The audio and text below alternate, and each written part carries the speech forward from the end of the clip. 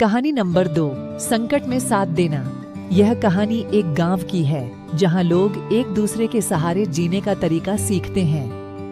एक गांव था जहां लोगों के बीच में अनूठा एक बंधन था।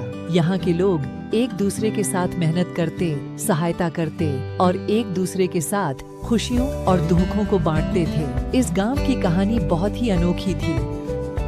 एक बार गांव में एक नया आदमी आया। उसका नाम राम था। राम बहुत ही निराशाजनक हालात में आया था।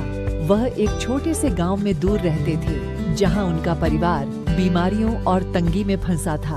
उन्होंने सोचा कि वह इस गांव में आकर नए जीवन की कोशिश करेंगे। राम गांव में आकर एक आदर्श बनने के लिए प्रयास करने लगे। वे हर काम में मेहनत करते, दूसरों की सहायता करते और सबके लिए प्रेरणा स्रोत बन गए। दूसरे लोगों की खुशियों और दुखों में भी वे सहभागी रहते। एक बार गांव में बड़ा दुख का समय भी आया, जब गांव के मुखिया का बेटा अचानक बीमार पड़ गया। उसकी स्थिति गंभीर थी और उसके परिवार को इलाज के लिए पैसों की आवश्यकता थी, लेकिन गरीबी के कारण परिवार के पास इतनी धनराशि नहीं थी।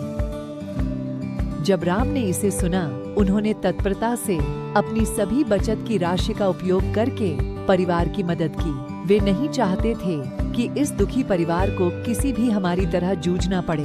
उन्होंने बचत की राशि के साथ साथ दूसरे गांव वालों को भी अपील की और उन्होंने भी उस परिवार की सहायता की। इस आपातकाल में गांव वालों ने एक बड़ी टीम बना ली। सभी ने मेहनत करके और अपने संगठन के साथ मिलकर इलाज के लिए पैसे इकट्ठा किए। थोड़े समय के बाद बेटे का इलाज हुआ और वह पूरी तरह स्वस्थ हो गया।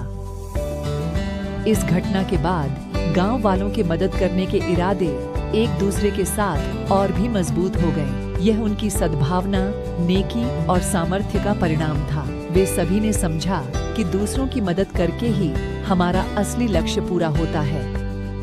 वह गांव अब एक परिवार की तरह था, जहां हर कोई एक दूसरे का सहारा था। यहाँ के लोग अपनी खुशियों और दुखों को साझा करते, एक दूसरे की मदद करते और अपने संघर्षों को साथ में झेलते थे। वे सब मिलकर इस दुनिया में एक सुंदर और समृद्ध जीवन जीने का तरीका सीख गए। कहानी नंबर 3 बहुत जल्द लेके आएंगे। हमें सब्सक्राइब करें।